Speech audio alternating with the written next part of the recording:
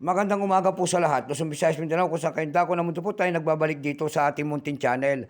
Samuel Soriano TV29 para mag-discuss ulit ng another coins. At ito po ay ating hilig pangulikta ng bariya. Kaya tayo nandito nagsisiling ng kanilang mga halaga para malaman natin ang kanyang presyo sa ating mga pandaigdigang mga platform. Ayan po, kung magkano na talaga. At ito po ay ating hilig pangulikta ng bariya. Kaya tayo nandito nagsisiling ng kanilang mga halaga ang aking mga koleksyon. Ayan po. At isa ho tayong kolektor. Magandang umaga po sa lahat ng aking mga subscriber dyan. Kung sa kayong dako na mundo po, KFC po sa lahat, and God bless.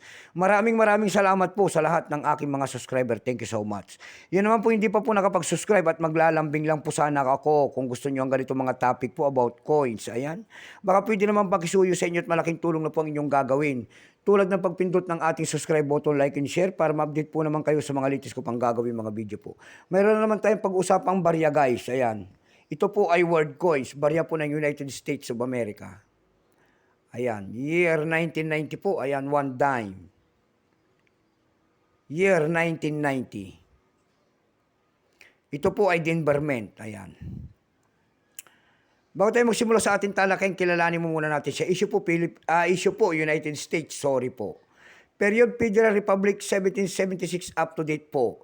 Type nito ay standard circulation coins. Years 1965 hanggang 2024, napakahaba.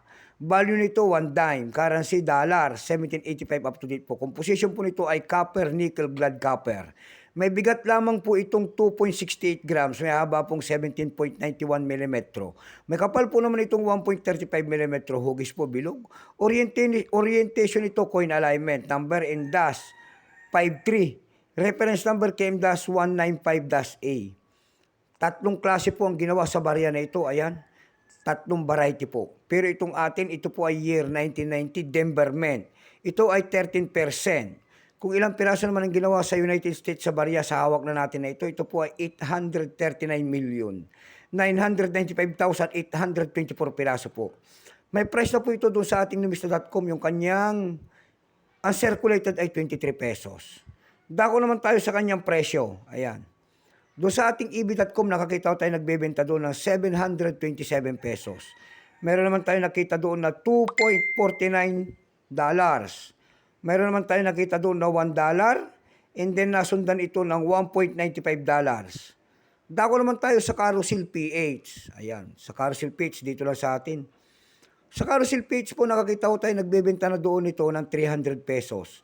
Nasundan po yan ng 195 pesos and then 150 pesos.